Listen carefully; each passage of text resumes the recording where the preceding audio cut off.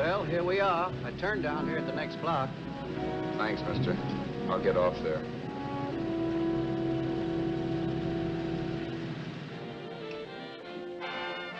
Want anything else? No. Hey, you.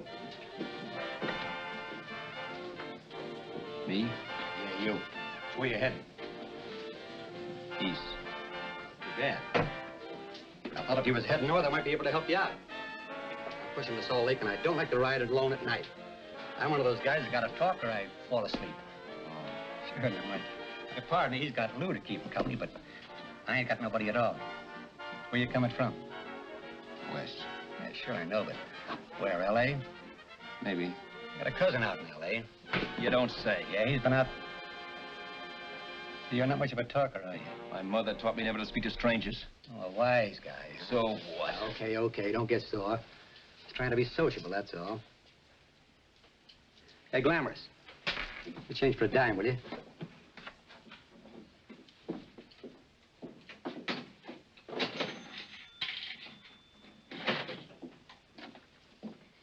Let's have something quieter this time, Joe. My head's splitting. Is that what's wrong with it? Done with your coffee? No. And don't rush me, will you?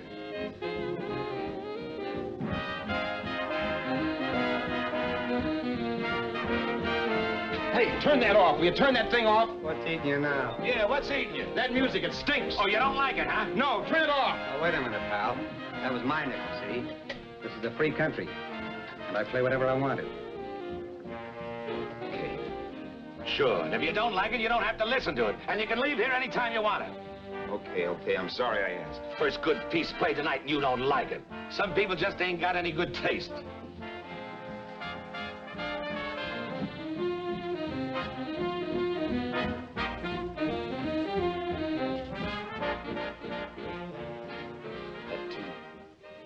That tune. Why was there always that rotten tune? Following me around, beating in my head, never letting up. Did you ever want to forget anything? Did you ever want to cut away a piece of your memory or blot it out? You can't, you know. No matter how hard you try. You can change the scenery, but sooner or later you'll get a whiff of perfume or somebody will say a certain phrase or maybe hum something. Then you're licked again. I can't believe that you're in love with me. I used to love that song once. So did the customers back in the old Break of Dawn club in New York. I can't remember a night when I didn't get at least 3 requests for it. Sue, she was always selling it too. Those were the days.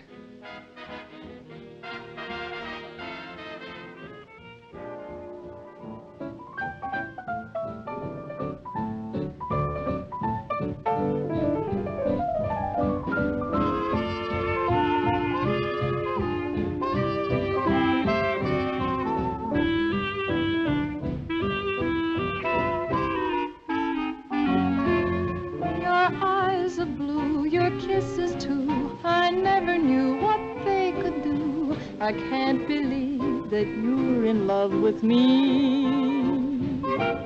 You're telling everyone you know that I'm on your mind each place you go. They can't believe that you're in love with me. I have always placed you far above me. I just can't imagine that you love me. And after all is said and done, to think that I'm the lucky one, I can't believe that you're in love with me.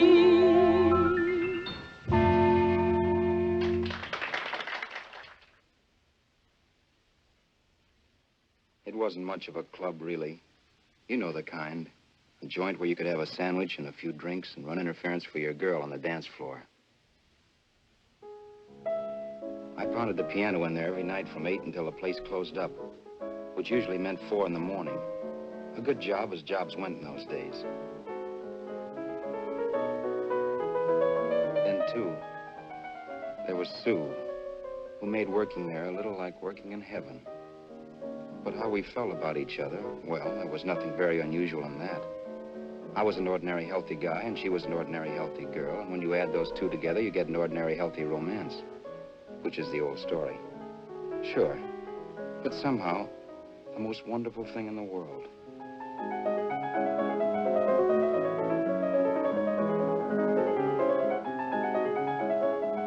All in all, I was a pretty lucky guy.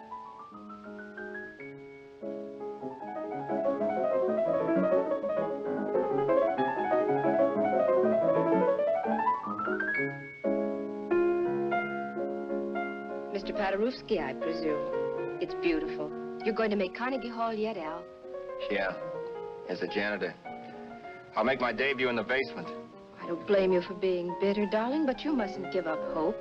Why, someday... Yeah, someday. If I don't get arthritis first. In the meantime, let's blow this trap.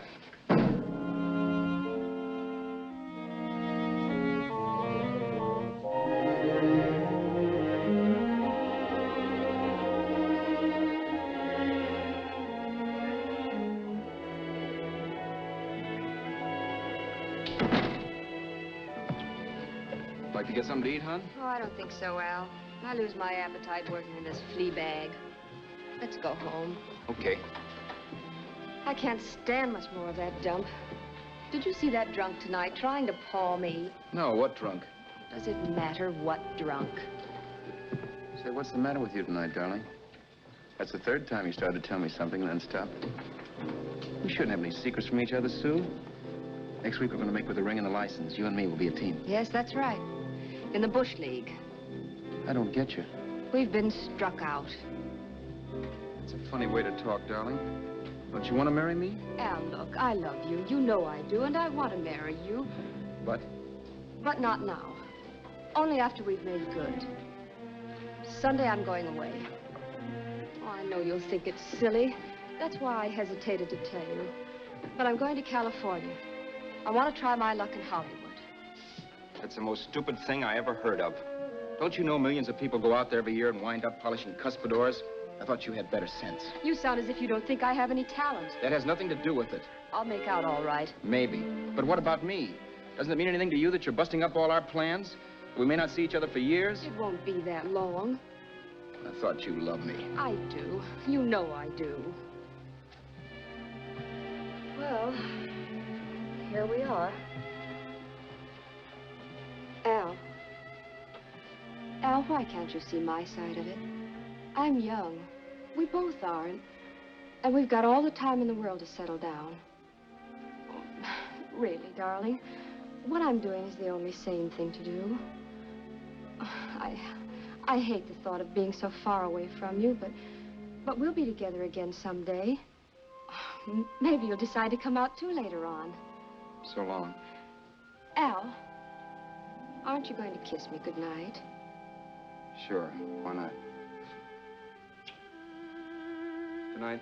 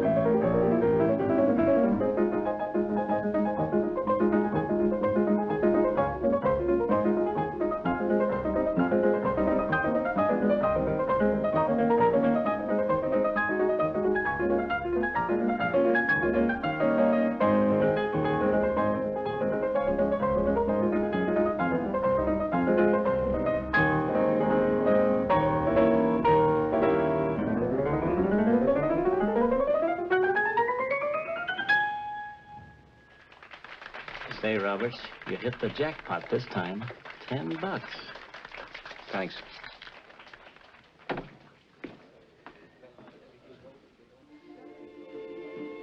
So when this drunk handed me a 10 spot after a request, I couldn't get very excited. What was it, I asked myself? A piece of paper crawling with germs. Couldn't buy anything I wanted. It couldn't... Then I thought of something.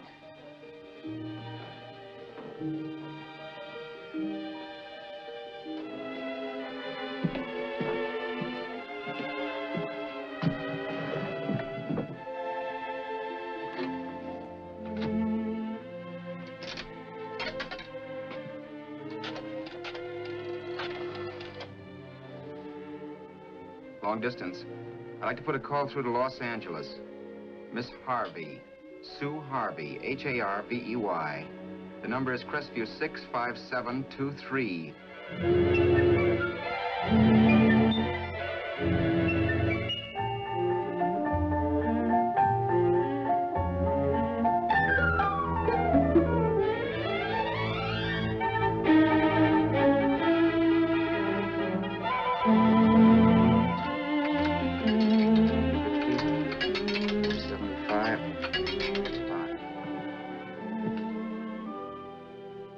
Hello, Sue?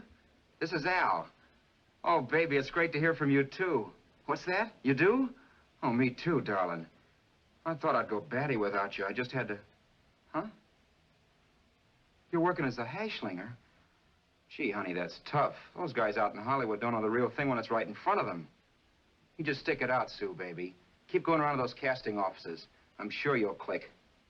Look, I'll tell you what. You stay put out there, I'll come to you. No, don't try to stop me. Just expect me. Train? Who knows? Train, plane, bus, magic carpet. I'll be there if I have to crawl. If I have to travel by pogo stick. And then, let's get married right away, huh? That's the stuff. That's what I've been wanting to hear you say. Well, goodbye for now. I'll be seeing you soon. Yeah. Bye.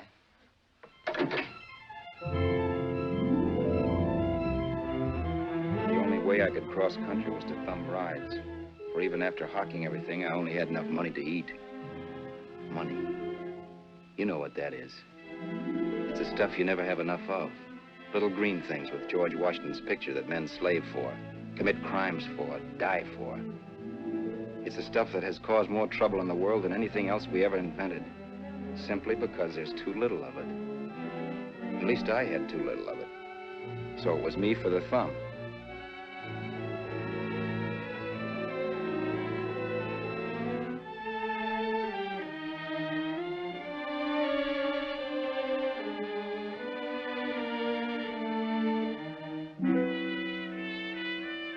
Ever done any hitchhiking?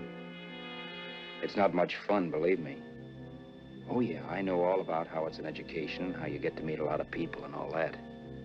But me, from now on, I'll take my education in college, or in PS 62, or I'll send $1.98 in stamps for 10 easy lessons.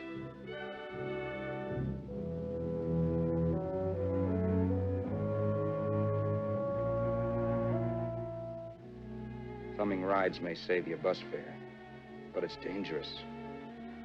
You never know what's in store for you when you hear the squeal of brakes. If only I had known what I was getting into that day in Arizona. Here, throw that in the back seat. Okay, let's go. Make sure that door's closed.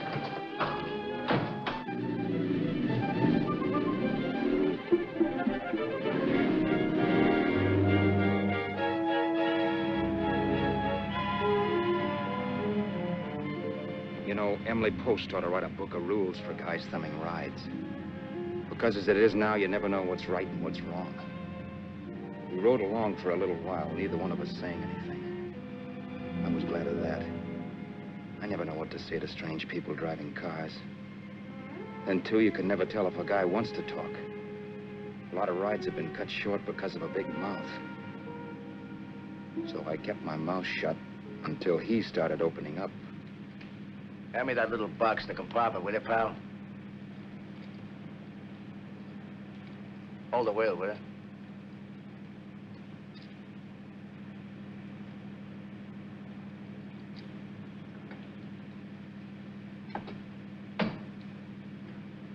How far are you going? L.A. Wow, you're really traveling, aren't you? Yeah, but I don't expect to make it for a couple of years at the rate I've been promoting rides.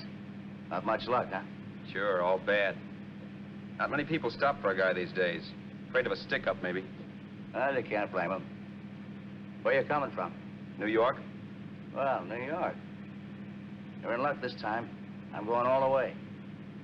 Right through to Los Angeles. You drive a car? Sure. Whenever you're tired, let me know. I'll holler. I guess at least an hour passed before I noticed those deep scratches in his right hand. They were wicked. 3 puffy red lines about a quarter of an inch apart. He must have seen me looking at them because he said, Beauties, aren't they? They're gonna be scars someday. What an animal. whatever it was, it must have been pretty big and vicious to have done that.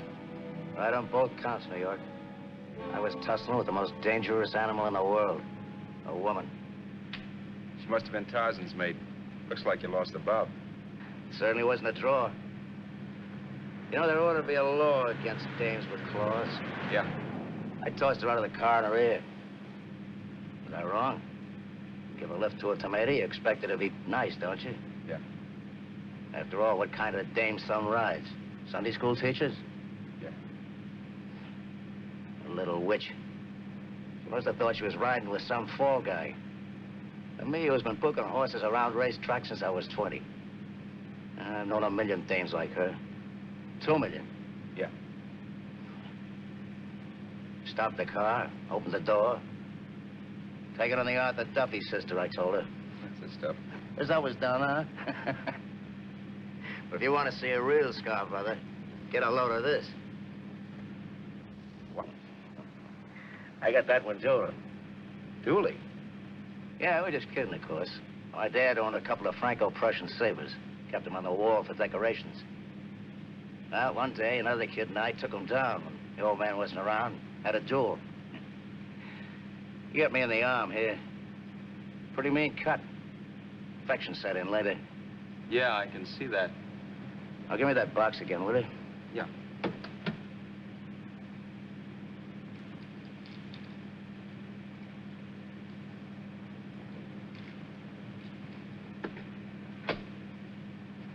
Pain made me lose my head, I guess. Began slashing. Before I knew it, I'd put the other kid's eye out. That was tough. Well, it was just an accident, of course. But you know how kids are. I got scared, decided I was going to run away from home. Old man almost caught me when I was packing my duds. The bloody rag I had wrapped around my wrist hadn't caught his attention. You've seen the bundle for sure. But I beat it when he was phoning for a doctor. That was 15, 16 years ago. I haven't been home since. Pull in there for a bite or something, huh? A bite or something. Brother, was I hungry. I hadn't had anything in my stomach for hours. Yet even with that gnawing in the pit of my belly, I didn't want to be in too big a rush to put on the feed bag. First, I had to make sure this guy knew the score. If I got him down on me, it was goodbye ticket to Hollywood. I'll wait out here for you, mister. If it's the money, don't worry about paying for it. This time it's on me. Well, that's white of you, Mr. Haskell, think nothing of it. You make your first million, maybe you can do the same for me. Come on, New York. I gotta make the West Coast by Wednesday. There's a horse running at Santa Anita named Pirate Bicycle. Means to me if I'm on him. We'll make it all right. He did most of the talking during the half hour we were in the place. I ate. He rambled on about his old man, whom we hadn't heard from since he ran away as a kid. And how he happened to become a bookie. And then all about how he got rooked in Miami. One race, 38 grand. They cleaned out my book. How do you like that? That was tough luck. Yeah, and I'm supposed to be the smart guy. Well, you just wait. I'm going back to Florida next season with all kinds of jack. And you watch those stinkers run for cover. Want anything else? No, thanks. I've had plenty.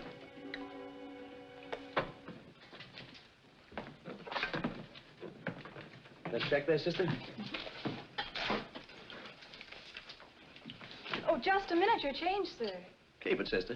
Oh, thank you, sir. Call again. I'll be waiting outside for you when you finish work.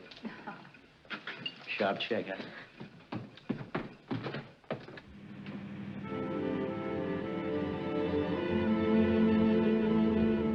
I drove all that night while Haskell slept like a log.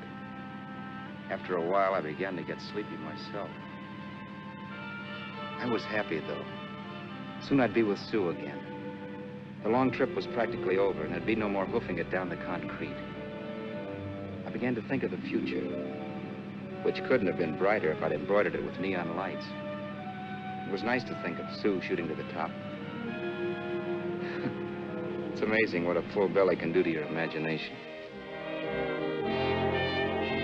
Your eyes are blue, your kisses too. I never knew what they could do. I can't believe that you're in love with me. You're telling everyone you know I'm on your mind each place you go. I can't believe that you're in love with me.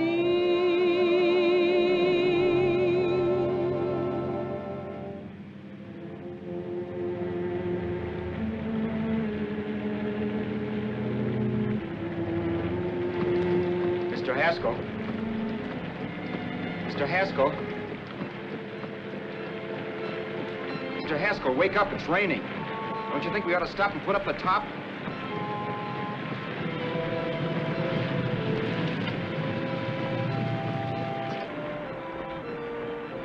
Mr. Haskell, I'm going to put up the top.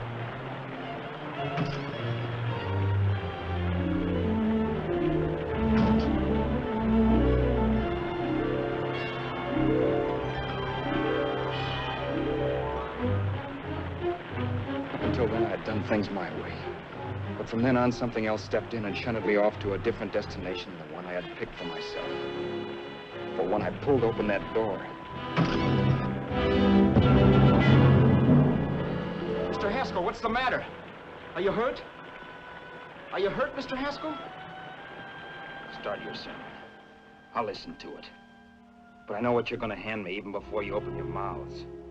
You're going to tell me you don't believe my story of how Haskell died and give me that don't make me laugh expression on your smug faces. I saw it once he was dead, and I was in for it. Who would believe he fell out of the car?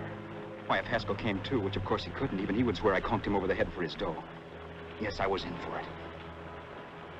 Instinct told me to run, but then I realized it was hopeless. There were lots of people back down the road who could identify me. That gas station guy and the waitress. I would be in a worse spot then, trying to explain why I beat it. The next possibility was to sit tight and tell the truth when the cops came. But that would be crazy. They'd laugh at the truth. And I'd have my head in a noose.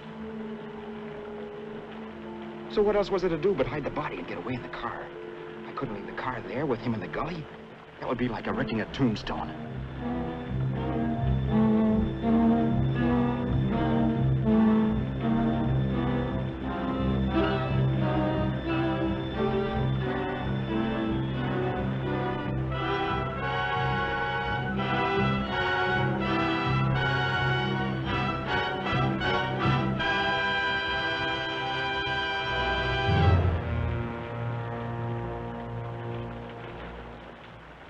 My idea was to cover him with brush, not to rob him. But then I remembered that even if I only drove the car for 100 miles or so, I would need money for gas. Besides, it was stupid of me to leave all that money on a dead man.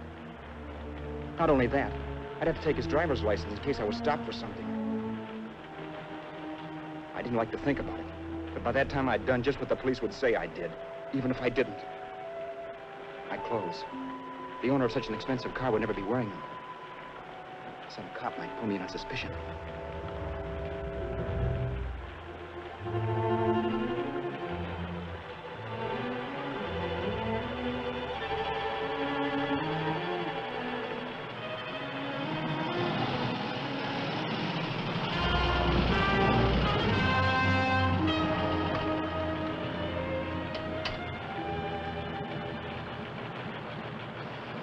Hey, you, this your car? Don't you know better than to leave a car without wheels halfway in the middle of the road? That's the way accidents happen. I'm sorry, officer. I was just putting up my top. I didn't think. Well, the next time, think. I'll let you go now, but watch your step in the future. I know that's a lonely stretch, but cars come by here once in a while, and we have plenty of crack-ups. Thanks, officer.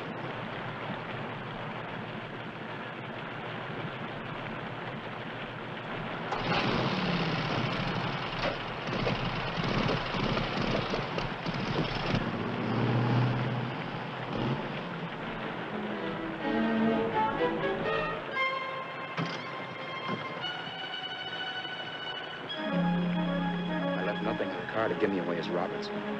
If they found a dead man in the gully now, it would be me.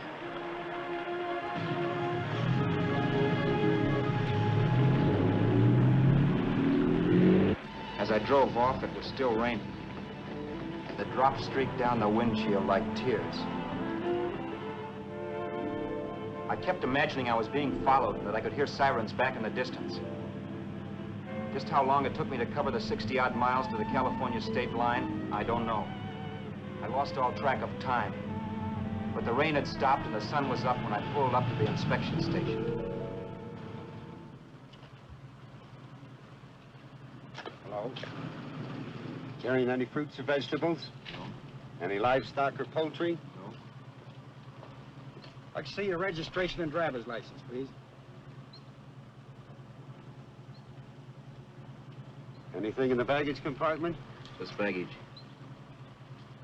Charles Haskell, Jr., age 30, brown eyes, dark hair. Identifying marks, none. Are you Charles Haskell, Jr.? Yes. Well, remember, if you're employed and you stay over 30 days, you take out California plates.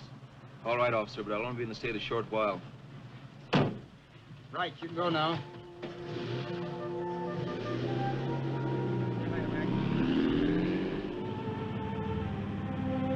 Drive any farther without some sleep. Cops or no cops, I knew I had to hit the hay and hit it hard. I was dead tired.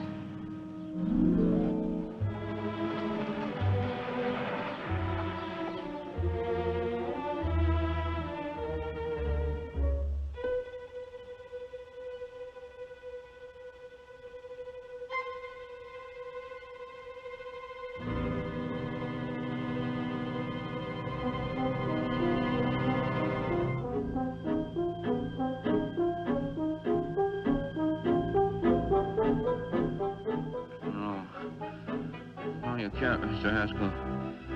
No.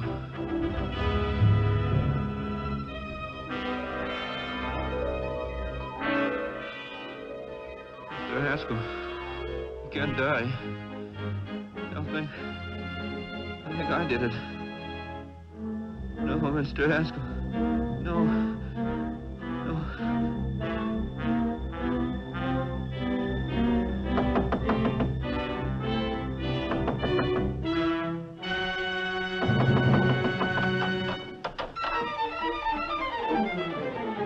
Who's there? It's the maid. Can I come in and clean? Later. In a half hour. All right, sir.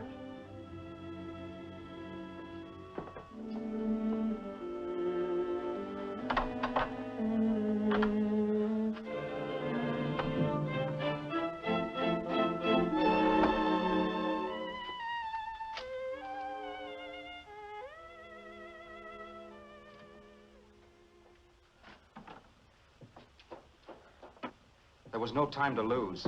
Every minute I had to be Charles Haskell was dangerous. And I'd have to be Charles Haskell until I got to some city where I could leave the car and be swallowed up.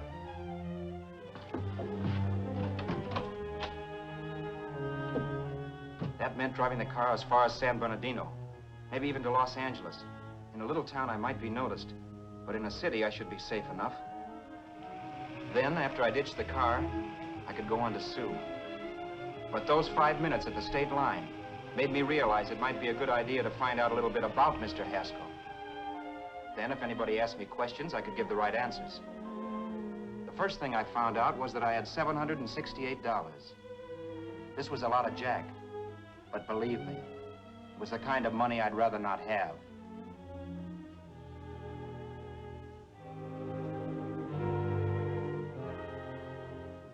And then I found out from a letter Haskell was carting around in his bag that he wasn't the open-handed, easygoing big shot who went around buying dinners for strange hitchhikers. Before I got done reading it, I saw him more as a chiseler. It was written to his old man in California, the one he hadn't seen in so many years.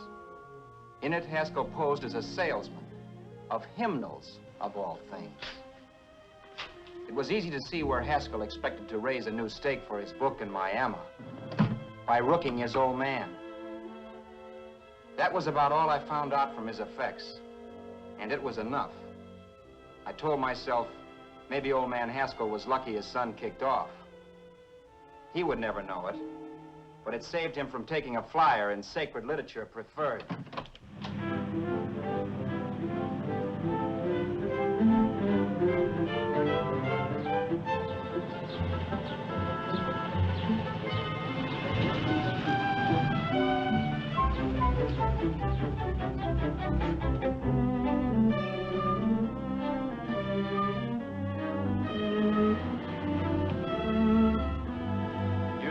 At Desert Center, I pulled up for water.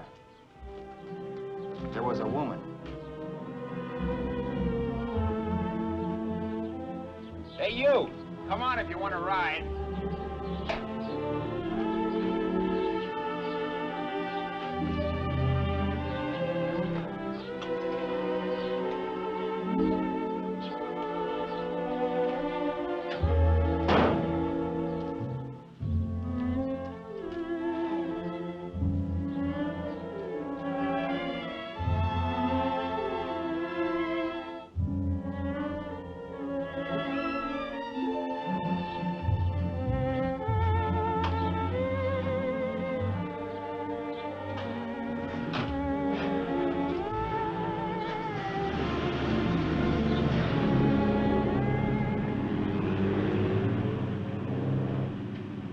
How far are you going?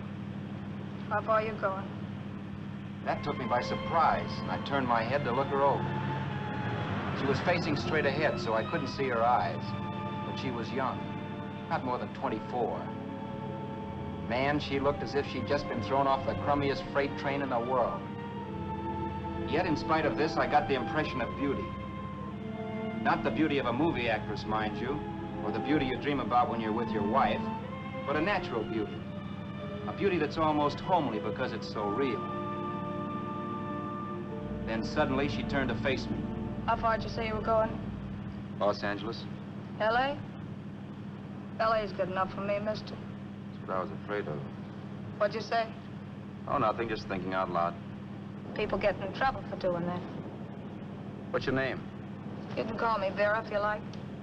You live in Los Angeles? No. Where are you coming from? Oh, back there. Needles? No. Oh, sure, Phoenix. You look just like a Phoenix girl. Are the girls in Phoenix that bad? The girl must have been pretty tired, because she fell asleep not 20 minutes after she stepped into the car. She lay sprawled out with her head resting against the far door, like Haskell. I didn't like that part of it much, but I didn't wake her up. It wasn't that this girl still worried me. I'd gotten over that funny feeling I had when she looked at me, which I put down as just my jangled nerves. With her eyes closed and the tenseness gone out of her, she seemed harmless enough. And instead of disliking her, I began to feel sorry for her. The poor kid probably had had a rough time of it. Who was she anyway? And why was she going to Los Angeles? And where'd she come from in the first place? The only thing I knew about her was her name. Not that it made any difference. A few hours more and we'd be in Hollywood. I'd forget where I parked the car and look up Sue. This nightmare of being a dead man would be over. Who this dame was, well, it was no business of mine. Where did you leave his body? Where did you leave the owner of this car? You're not fooling anyone. This buggy belongs to a guy named Haskell. That's not you, mister. You're out of your mind. That's my name, Charles Haskell. I can prove it. It's my driver's Save license. yourself the trouble, mister. Having Haskell's wallet only makes it worse. It just so happens I rode with Charlie Haskell all the way from Louisiana. He picked me up outside of Shreveport. You rode? You heard me. Then it all came back to me. All the talk about dueling and scars and scratches. There was no doubt about it. Vera must be the woman Haskell had mentioned. She must have passed me while I slept. Well, I'm waiting. My goose was cooked. She had me. That Haskell guy wasn't dead yet. He wasn't stretched out stiff and cold in any Arizona gully. He was sitting right there in the car, laughing like mad while he haunted me. Well? There was nothing I could say. It was her move. Vera, whatever her name was. It was just my luck picking her up on the road. It couldn't have been Helen, or Mary, or Evelyn, or Ruth. It had to be the very last person I should ever have met. That's life. Whichever way you turn, fate sticks out a foot to trip you.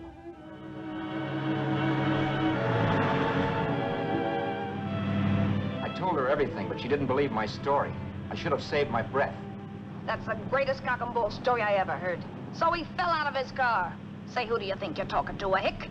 Listen, mister, I've been around, and I know a wrong guy when I see one.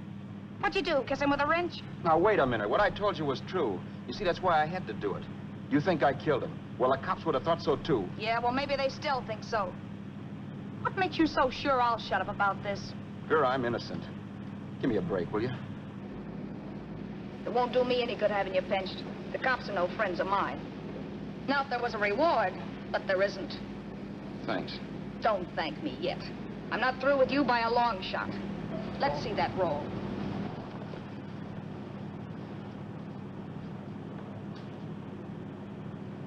Is that all Haskell had? Isn't it enough? No, I thought he had more. Not that I know of. You can search me. You think I'm holding out on you? Well, maybe I will at that. He told me he was going to bet $3,000 on a horse named Paradisical on Wednesday at Santa Anita. He was stringing you along. He meant 300. Maybe. Sure, $3, 300. He was a piece of cheese, a big blowhard. Listen, mister, don't try and tell me anything about Charlie Haskell. Remember, I knew him better than you did. Okay, then you knew he was a four-flusher. That explains the $3 bet. I'm not so sure he didn't have that $3,000. Why should I believe you? You got all the earmarks of a cheap crook. Now, wait a Shut minute. up. You're a cheap crook and you killed him. For 2 cents, I'd change my mind and turn you in. I don't like you. All right. Don't get sore. I'm not getting sore. But just remember who's boss around here. If you shut up and don't give me any arguments, you'll have nothing to worry about. But if you act wise, well, mister, you'll pop into jail so fast it'll give you the bends. I'm not arguing. Well, see that you don't. You know, as crooked as you look, I'd hate to see a fella as young as you wind up sniffing that perfume that Arizona hands out free to murderers. I'm not a murderer. Of course you're not. Haskell knocked his own head off. He fell, that's how it happened, just like I told you. Sure, and then he made you a present of his belongings. I explained why I had to do skip that. it. Doesn't make a difference one way or another. I'm not a mourner. I liked Haskell even less than I like you. Yeah, I saw what you did to him. What do you mean? Well, scratches on his wrist. Sure, I scratched him. Don't say you did. So your idea was to drive the car a little way, maybe into San Bernardino, and then leave it. You weren't gonna sell it? Sell it? You think I'm crazy? Somebody else's car? See, all I want to do is leave it somewhere and forget I ever saw it. Not only don't you have any scruples, you don't have any brains. I don't get you. Maybe it's a good thing you met me. You'd have got yourself caught, sure. Why, you dope. Don't you know a deserted automobile always rates an investigation? Huh? Look, the cops find a car. Then they get curious. They wonder where the owner is. So, all right, they don't trace Haskell. They trace you. I never thought of that. The only safe way to get rid of the car is to sell it to a dealer. Get it registered under a new name. Say, stop at the next store. I want to get a bottle and do some shopping before we hit L.A. Okay. As soon as we find a place, I'll drop you off and pick you up later. Nothing doing. You're coming in, too. From now on, you and I are like the Siamese twins. Have it your way, but I don't get the point. The point is, I don't want you to get lost. I'm not going to beat it if that's what you're afraid of. I'll say you're not. Well, I'm going to see that you sell this car so you don't get caught. Thanks. Of course, your interest wouldn't be financial, would it? You would want a small percentage of the profits. Well, now that you insist, how can I refuse? 100% will do. Fine. I'm relieved. I thought for a moment you were going to take it all. I don't want to be a hog. A few hours later, we were in Hollywood. I was recognizing places Sue had written about. It struck me that far from being at the end of the trip, there was a greater distance between Sue and me than when I started out. Vera wasn't kidding with that Siamese twins crack. She rented a little apartment as Mrs. Charles Haskell. When I objected to this, she explained that it was on account of the car. A dealer might think something was funny if he called and found we were using different names.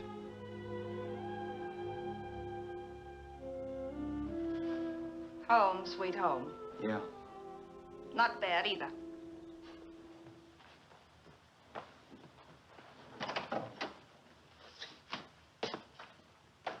case there's any doubt in your mind, I'll take the bedroom. Yeah. Sure is stuffy in here.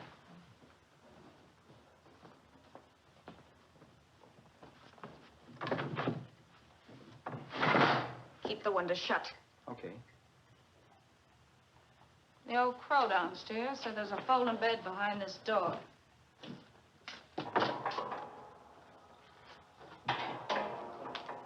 You know how to work it? I invented it. Some joint. One can't have everything.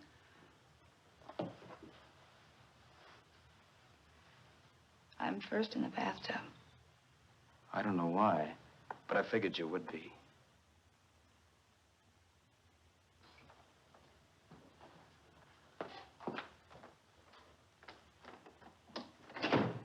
Boy, oh boy. It sure feels good to be clean again. I must be 10 pounds lighter. You must be. Well, hitching rides isn't exactly the way you keep your schoolgirl complexion. I wish that guy with the sax would give up. Gets on my nerves. Forget it. Have a drink. Aren't you afraid I might take you up on it? If I didn't want to give you a drink, I wouldn't have offered it. Why be a sorehead, Roberts? You got yourself into this thing. You should be grateful I'm not turning you in. Why, if I wasn't regular, you'd be in the pen this minute, being photographed, fingerprinted, and being pushed around by the cops. So cheer up. Get rid of that long puss. Or is your conscience bothering you?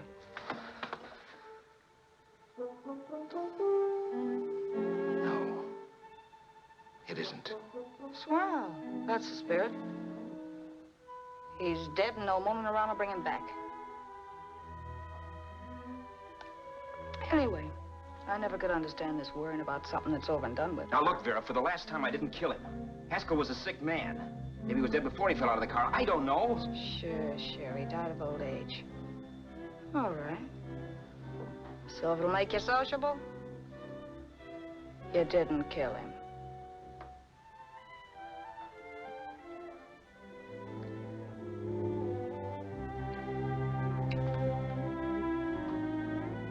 Thanks.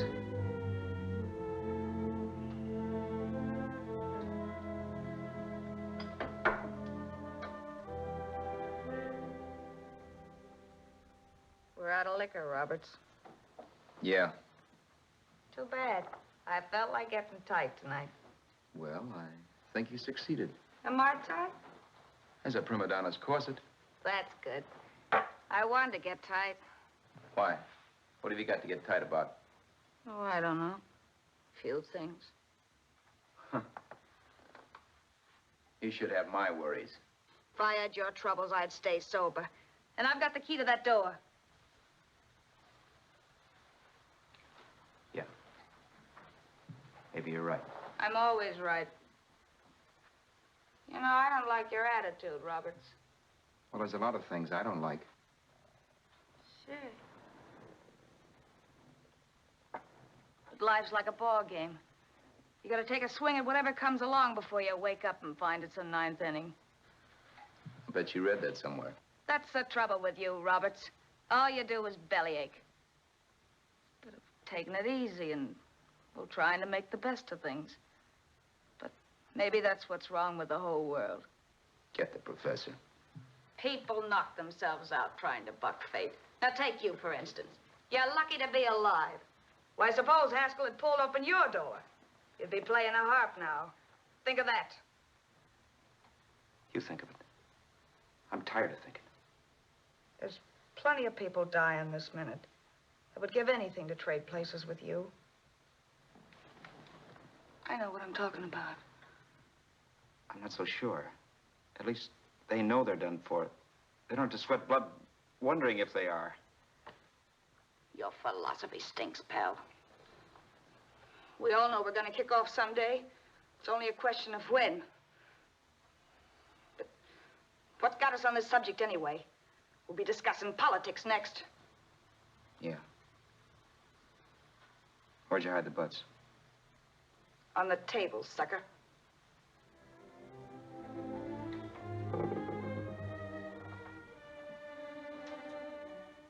We bored each other with conversation for a couple of hours longer. Every 5 minutes, one of us was wishing we had another bottle or a radio or something to read. Then finally, we ran out of chatter.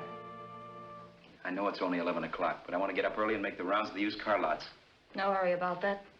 We've got all the time in the world. Maybe you have, but if you think I want to stay cooped up in this place any longer than I have to, you're batty. It's not a bad place. Pay plenty for diggings like this in New York. I wouldn't like it if it was the Ritz.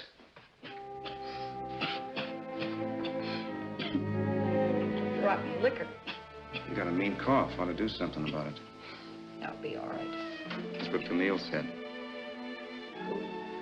Nobody you know. Wasn't that the dame that died of consumption? Yeah. Wouldn't it be a break for you if I did kick off? You'd be free with all Haskell's dough and car. I don't want to see anybody die. Not even me. Especially not you. One person died of me. If you did, well, that's all I need. You don't like me, do you, Roberts? Like you. I love you. My favorite sport is being kept prisoner. After we sell the car, you can go to blazes for all I care, but not until then.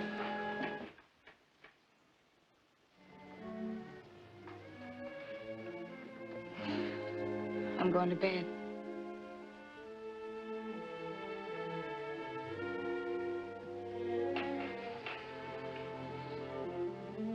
Good night, Roberts. Don't try and sneak away during the night. All the doors are locked. Anyway, if I find you gone in the morning, I'll notify the police. They'll pick you up. Don't worry, I know when I'm in a spot. Well, good night. I hope that portable rack isn't too uncomfortable for you. Don't lose any sleep over it, will you, Vera?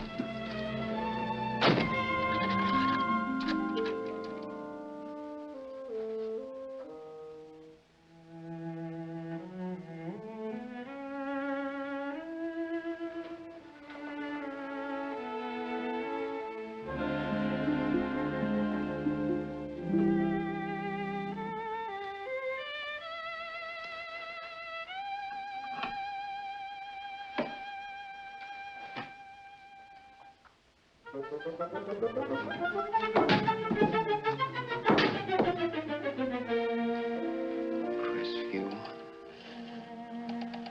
6, 5, 7, 2, 3. Hello? Hello? Hello? Hello?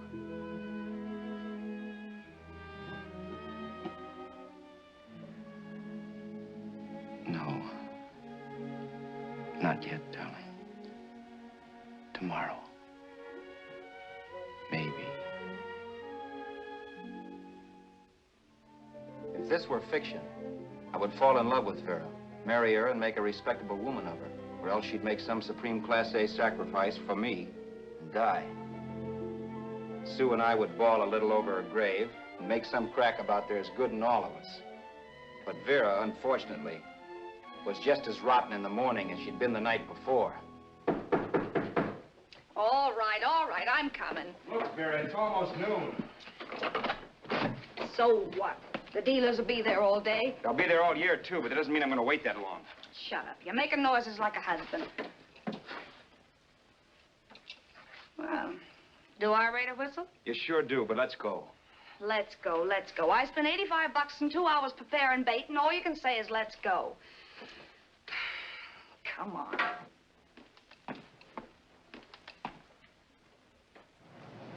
We passed a few used car lots last night down this way.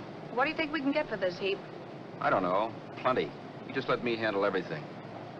Think we can get $2,000? I don't know, but don't worry. I'll squeeze as much out of this guy as I can. If I let it go cheap without a fight, he might think we've stolen the car.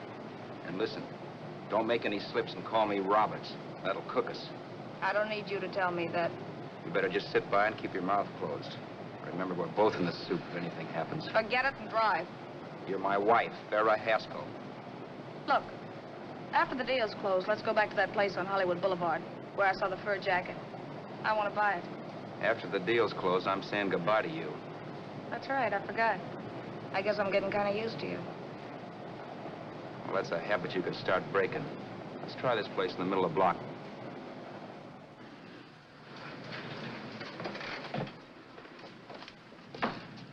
Good afternoon. What can I do for you? We're interested in selling a car. If the price is right.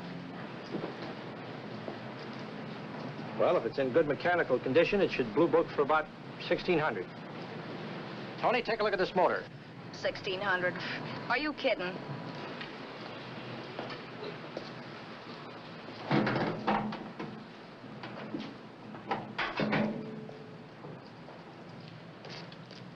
Well, maybe $1,850. Before I let it go for $1,850, I'll wreck it and collect the insurance first.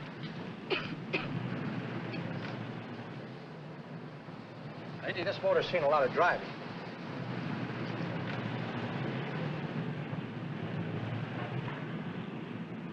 Well, the mechanic inspected the car. We haggled.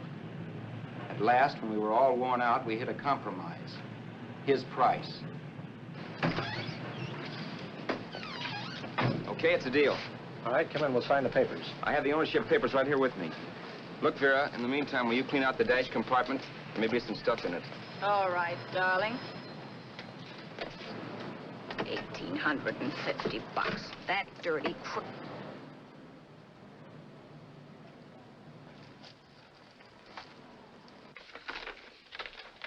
New York, huh? Yeah. But you bought the car in Miami? Yeah. Well, now let's see about the insurance. We can either have it transferred or canceled. What kind of insurance do you have, Mr. Haskell? Well, aren't all the papers there? I don't see any. Surely you know what type of insurance you carry in the car. The name of the company? Yeah, but, Well, if you'll just tell me the name of the company, I'd be very glad to take care of all the details. well, Did you sign the papers yet? not yet. Well, don't. We're not selling the car. Oh, wait a minute, Mrs. Haskell. Come on, darling. What's the matter? You changed your mind? Yes, I'm sorry. I guess I have. But, Vera... Let's go.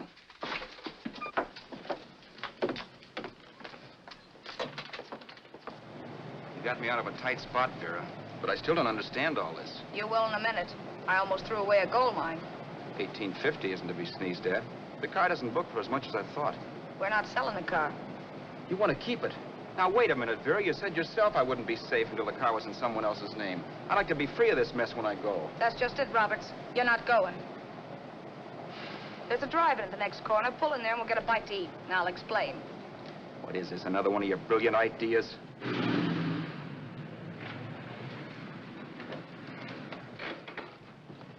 Oh, can I take your order? Make mine a ham sandwich and coffee. And for you, sir?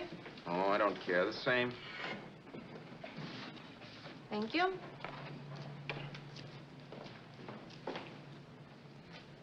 Get this, Vera.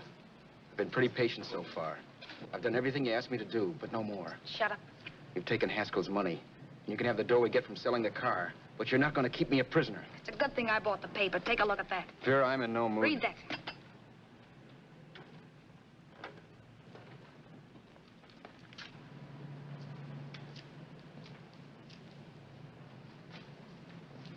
No. Yes. No, I won't do it. Yes, you will. You think I'm crazy? It's impossible, I tell you. Excuse me.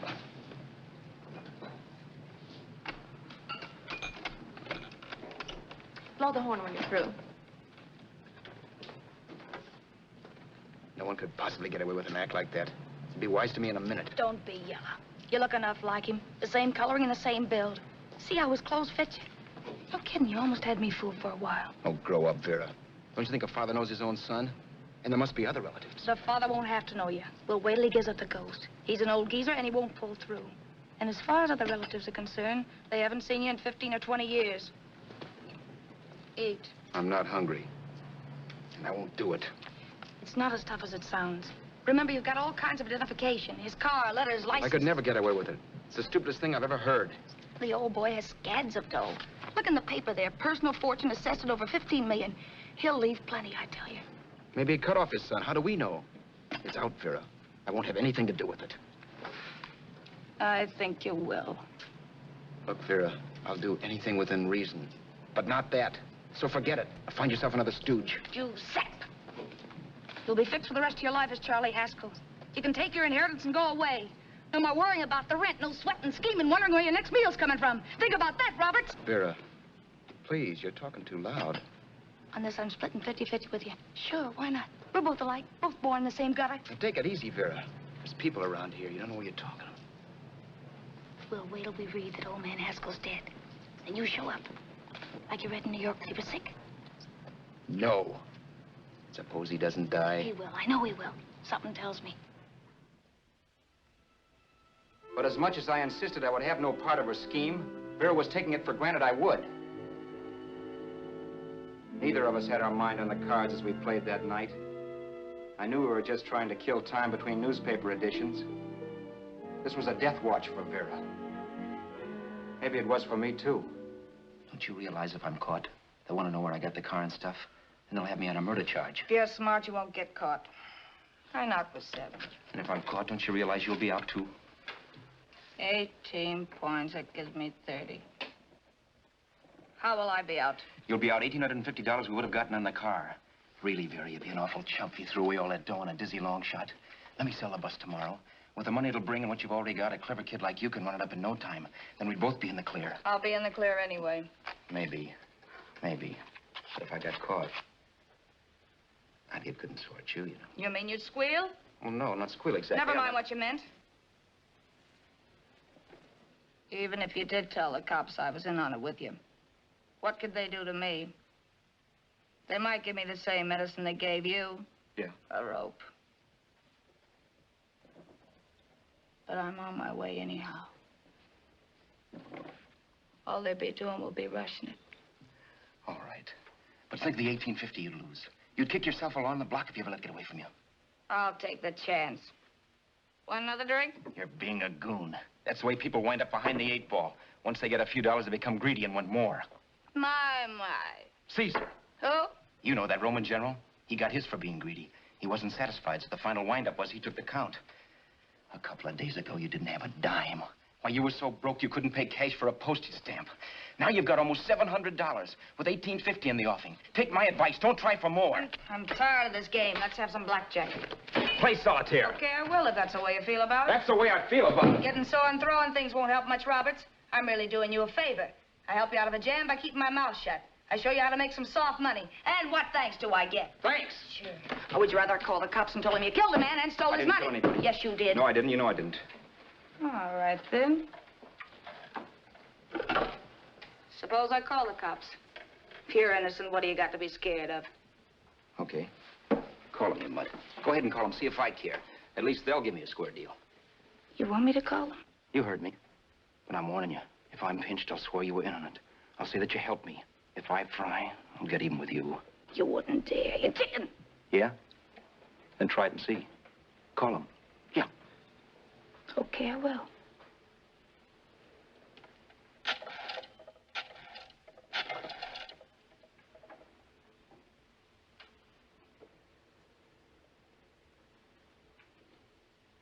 Information?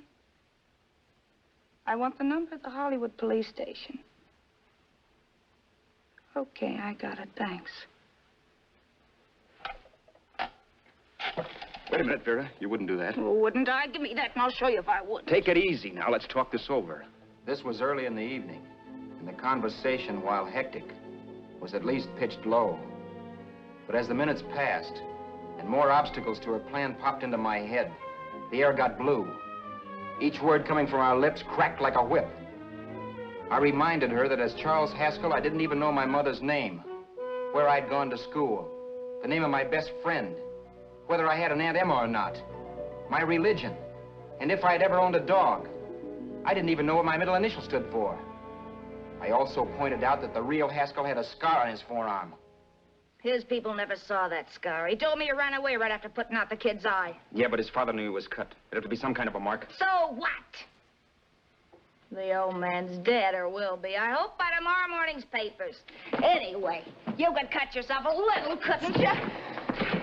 Boy, for that kind of dough, I'd let you cut my leg off. You're drunk and you're crazy mad, Vera. Turn him in if you want to, but I won't get mixed up in this. Besides, how do we know? Haskell was such a phony. Maybe he wasn't the man's son at all. Maybe he just dreamed it up. Well, dreaming or not, you won't be dreaming when the law taps you on the shoulder. There's a cute little gas chamber waiting for you, Roberts. And I hear extradition to Arizona's a cinch. Where's that phone? Vera! Leave me alone. Vera! Here. I want a phone. Call police. I hate you, yellow stinker. You leave me alone. I'll let you alone when you promise to leave the phone where it is. You're drunk. You don't know what you're doing. You're hurting me. Will you promise? All right.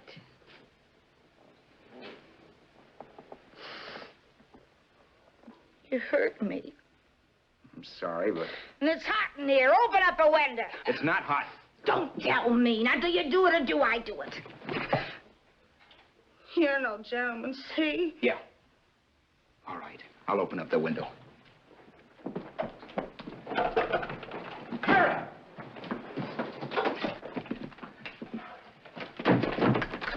Vera, open the door. Please open the door. Vera, open the door. Don't use the phone. Listen to me. I don't like you, Roberts. You're no gentleman, see? You hurt my hand, and I'm going to get even with you. If you don't open the door, I'm going to kick it down, Vera. Vera, don't call the cops.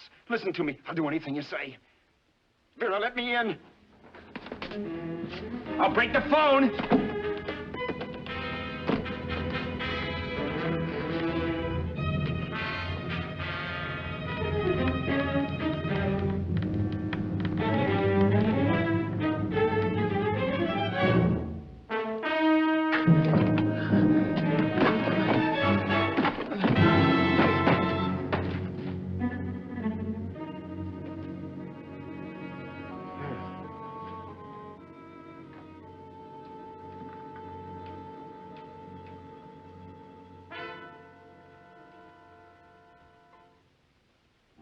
The world is full of skeptics.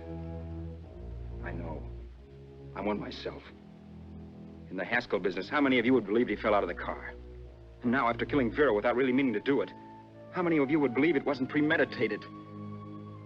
In a jury room, every last man of you would go down shouting that she had me over a barrel and my only out was force. The room was still. So quiet that for a while I wondered if I had suddenly gone deaf. It was pure fear, of course. And I was hysterical. But without making a sound. Vera was dead. And I was her murderer.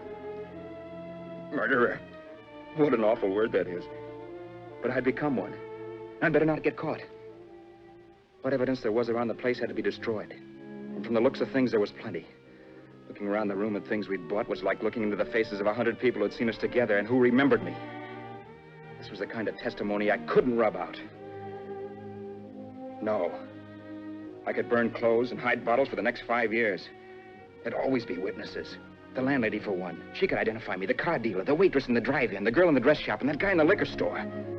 They could all identify me. I was cooked. Done for.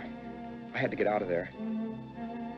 While once I'd remained beside a dead body, planning carefully how to avoid being accused of killing him, this time I couldn't. This time I was guilty. I knew it. Felt it. I was like a guy suffering from shock. Things were whirling around in my head. I couldn't make myself think right. All I could think of was the guy with the saxophone and what he was playing. It wasn't a love song anymore. It was a dirge.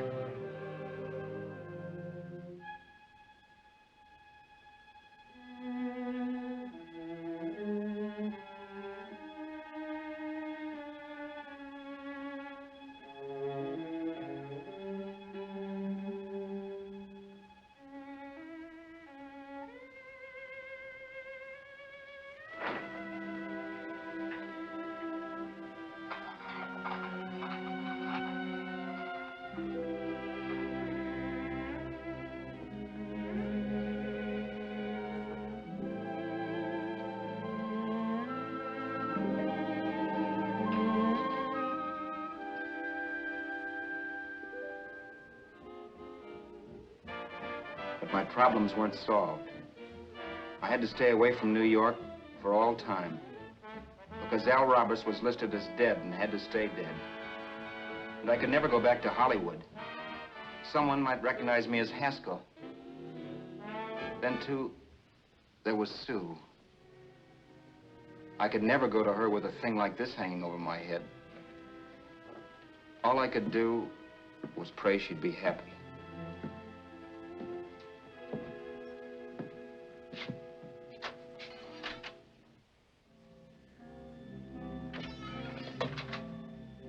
I was in Bakersfield before I read that Vera's body was discovered, and that the police were looking for Haskell in connection with his wife's murder. Isn't that a laugh? Haskell got me into this mess, and Haskell was getting me out of it. The police were searching for a dead man. I keep trying to forget what happened, and wonder what my life might have been if that car of Haskell's hadn't stopped. But one thing I don't have to wonder about. I know. Someday a car will stop to pick me up that I never thumbed.